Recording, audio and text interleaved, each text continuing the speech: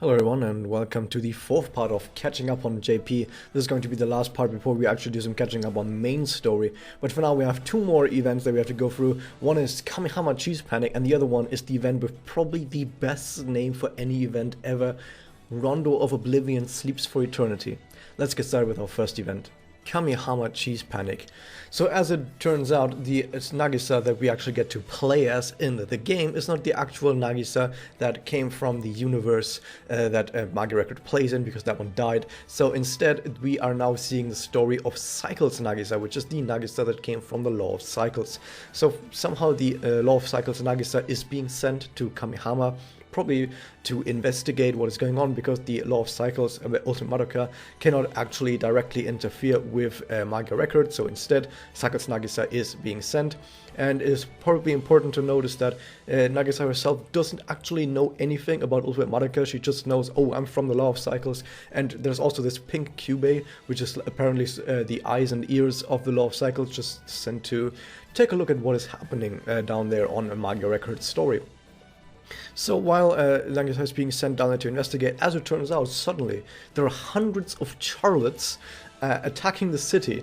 So Nagisa, of course, needs to do something about this, because Nagisa knows that those are basically her own witches that for some reason are now attacking the city. So Nagisa goes out and she recruits a whole bunch of people to help her like fight back the Charlottes, and for some reason she's telling people that she's like a cheese angel, and she says like, here's a pink cube, look at me, I'm special, to basically get people to fight for her. But none that she really needs to do any of that, because there's witches everywhere, so of course they want to help anyway. So they have this weird plan on how they can defeat all these Charlottes. So of course Nagisa knows that Charlotte really loves cheese. So Nagisa gets a whole bunch of cheese together in Kamihama Central Park, and they're basically just using that as bait to gather all of the Charlottes and then destroy them. And that's basically all of that. Is like a really weird, convoluted story that is all just there so that the player gets to have like a map of Kamihama, or at least like a map of the park, where there's like individual Charlottes popping up, and then you can go into specific raid battles against Charlottes and try and see how many hundred Charlottes you can kill. So it's basically a story that was basically just designed specifically to get the gameplay going and not really anything else. This is also the second part of the other Nagisa event, the Nagisa's Wish event. So after all of that has happened, there's a bit of an outro where Nagisa has decided that what the Law of Cycles might want for the Manga Record might not be what she thinks is good for the people. Because of course, if something goes wrong, maybe the Manga Record as like a universe might even break. So Nagisa decides that she gets rid of the eyes and ears of the Law of Cycles. She basically explodes the pink cube, and then decides that she's on her own now, she's free to do what she wants, and she's going to take matters into her own hands, which lasts not very long, because this is actually where the event ends, but after this Nagisa's Magical Girl story happens. So this was actually on my channel, so if you look at my channel, there's like a Nagisa Magical Girl story that you can look at there, and you can see how the story concludes. But yeah, that's basically the end of this event. Rondo of Oblivion Sleeps for Eternity. In this story we are introduced to our three new protagonists for this story. On one hand we have the book nerd and historian Mikura with the glasses, we have the movie director Seira, and we have the scriptwriter and fanservice bait Temari. So the three of them, they're part of the History Research Club, and they want to make a movie, basically just boost interest in their club, because that's just sort of what you do when you want to boost interest in your club and you're not an idol and want to go singing. So they want to make a movie, and they don't want to make just any movie. Of course it needs to be a historical movie, and they dug up the story about an actual historical event that happened in Kamihama itself, about two lovers from different parts of society. And these two different parts of society, they were so different, they hated each other, but these two lovers, they came together, they were able to overcome these boundaries, but it had a tragic ending where both of them committed suicide. It's basically Romeo and Juliet. Basically they dug up Kamihama Romeo and Juliet, but they of course don't name it that, because it's not supposed to actually be Romeo and Juliet. But for the rest of this video, I'm basically going to refer to it as Romeo and Juliet, because it's basically that, and also it sort of gets the point across more nicely what is actually going on here. So they want to reenact this story and make a movie about it, and they also wrote a bunch of other characters into this. But before we actually continue, we need to talk about parallel. We need to talk about the basically the individual magics that all of these three characters have, because their individual magics are going to be rather important to the story. So we're going to start out with Mikura's personal magic. She's the historian, and so her innate magic is that she is able to unearth any historical detail that she wants, anything that she needs to know about anything that happened in history. She's able to find that information, and not just that, on a higher level, she's even able to bring history to life in some sort of way. Whatever it actually does kind of depends on the situation, but let's just leave it at that she's able to bring history to life.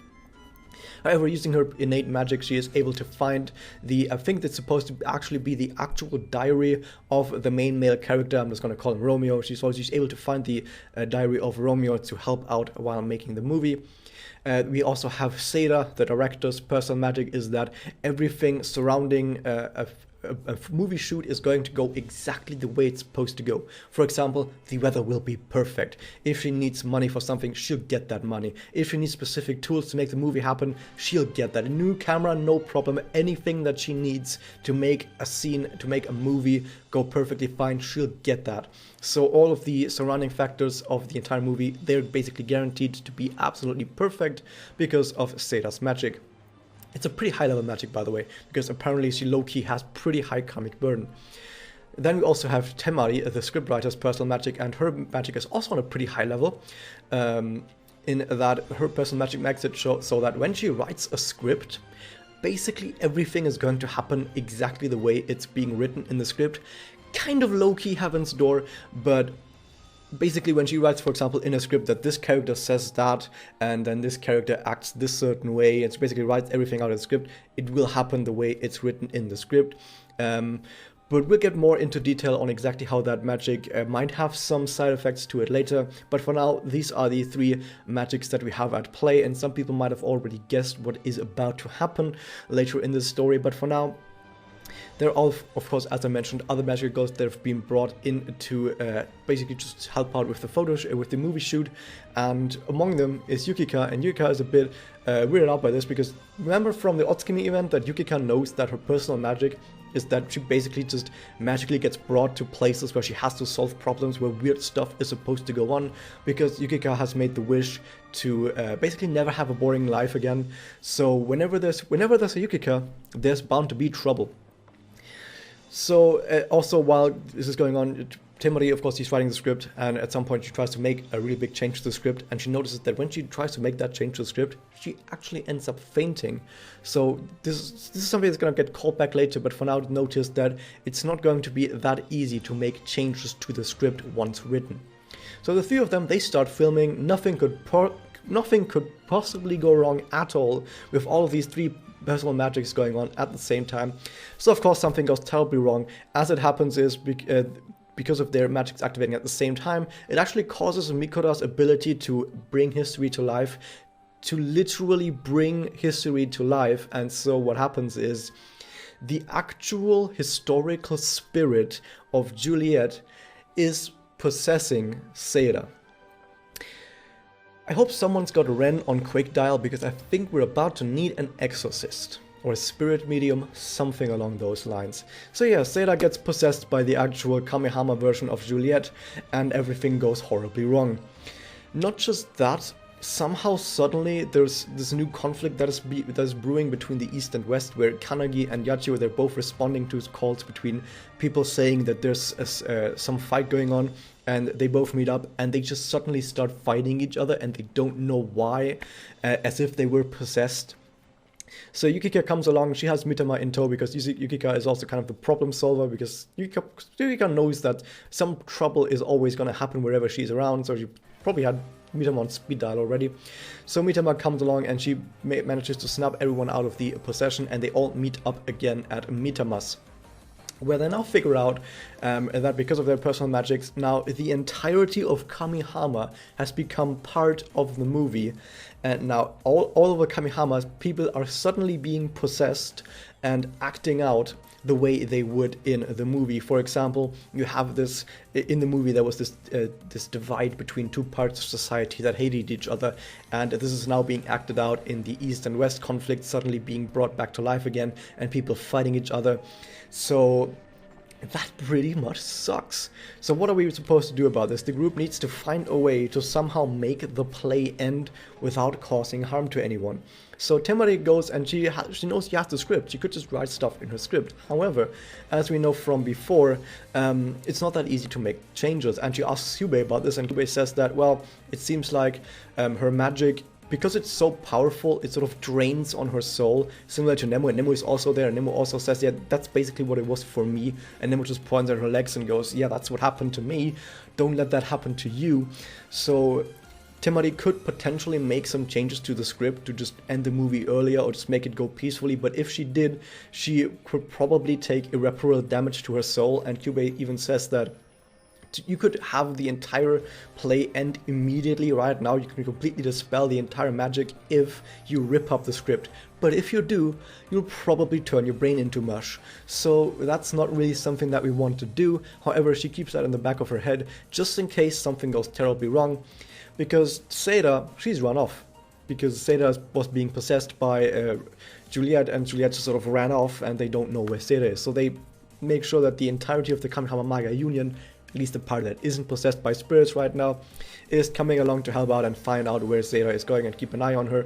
And they find out that Seda actually managed to find the diary of Romeo, which is a problem because now the spirit of Juliet knows that they're both supposed to end up in suicide. And of course, this is also part of the script, that there's supposed to be a suicide. It's supposed to be a fake suicide, of course, as part of the script.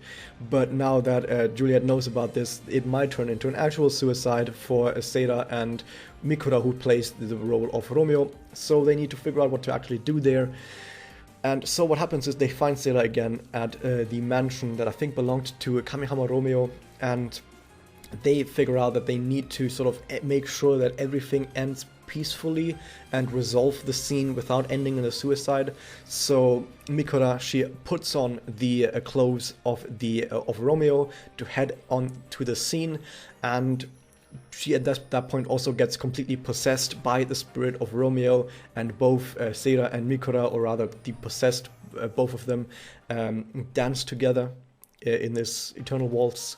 And towards the end of this, it seems like Seda is about to pull out a knife and commit suicide as per the instructions of the spirit of Juliet. However, the spirit of Romeo basically speaks through Mikura and calms down the spirit of Juliet, and both of them, they sort of make up, they sort of have a happily end, a happily ever after. Both of the spirits leave the body of Mikura and Seda without having them commit suicide, and they both hug it out. They both spirits basically just move off, and everything is fine again. The play with this has ended because it has reached its end at that point, and Seda Temari did make one last change to the script that actually worked out and didn't cause any damage, which is to just make the entire mansion and all historical documents that are supposed to go along with the story go up in flames, so that basically all of the effects of the magic could be dispelled, that nothing like this could ever happen again in the future.